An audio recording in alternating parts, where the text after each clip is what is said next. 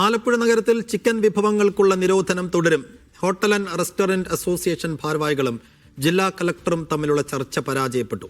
Chicken വിഭവങ്ങൾ വിൽക്കാൻ അനുമതി നൽകാത്തതിൽ പ്രതിഷേധിച്ച് നാളെ മുതൽ കടകൾ അടച്ച് പ്രതിഷേധിക്കുമെന്ന് ഹോട്ടൽ റെസ്റ്റോറന്റ് അസോസിയേഷൻ ആലപ്പുഴ ജില്ലാ പ്രസിഡന്റ് നാസർ വി പി പറഞ്ഞു. പക്ഷിപ്പനിയെ തുടർന്ന് കോഴിയിറച്ചി, മുട്ട എന്നിവ കൊണ്ടുള്ള ഭക്ഷ്യവിഭവങ്ങൾ വിൽപ്പന നടത്തരുതെന്ന് കളക്ടർ ഉത്തരവിട്ടിരുന്നു.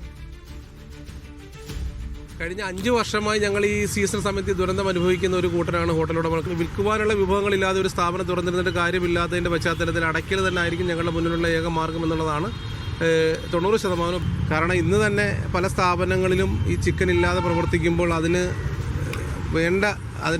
പകരമായി വെക്കേണ്ട ഇൻഗ്രീഡിയൻസ് മാർക്കറ്റിൽ ലഭ്യമല്ല. കാരണം ബീഫ് അടക്കമുള്ള, ഫിഷ് അടക്കമുള്ള സാധനങ്ങൾ ഭീമമായ വിലയും സാധനങ്ങൾക്ക് നമുക്ക് കിട്ടാനുള്ള സാഹചര്യം ഇല്ല.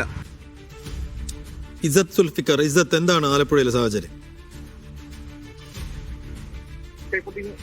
കഴിഞ്ഞ ദിവസമാണ് ഹോട്ടലുകളിൽ പരിശോധന നടത്തുന്നതും അതുപോലെ തന്നെ ചിക്കൻ വിഭവങ്ങളിൽ ഫുഡ് സേഫ്റ്റി അതോറിറ്റിയും ജില്ലാ ഭരണകൂടവും നിയന്ത്രണം ഏർപ്പെടുത്തുന്നത്. അതായത് ജില്ലയിൽ പക്ഷിപ്പനി വ്യാപകമായി പടർന്നതിനെ തുടർന്നാണ് ഈ ഒരു നടപടി ഉണ്ടായത്. ഇന്നിപ്പോൾ ജില്ലാ കളക്ടറുമായി ഹോട്ടൽ ഉടമകൾ ചർച്ച നടത്തിയിരുന്നു. ആ ചർച്ച പരാജയമാണെന്നും അതിനുശേഷം ഇന്നിപ്പോൾ ജില്ലാ കമ്മിറ്റിയിൽ ഒരു തീരുമാനമെടുത്ത ശേഷം ഹോട്ടൽ ഉടമകൾ ഹോട്ടൽ നടത്തിയിട്ട് പ്രതിഷേധിക്കാനാണ് തീരുമാനം എടുത്തിരിക്കുന്നതാണ് നമുക്കറിയാൻ സാധിക്കുന്നത്.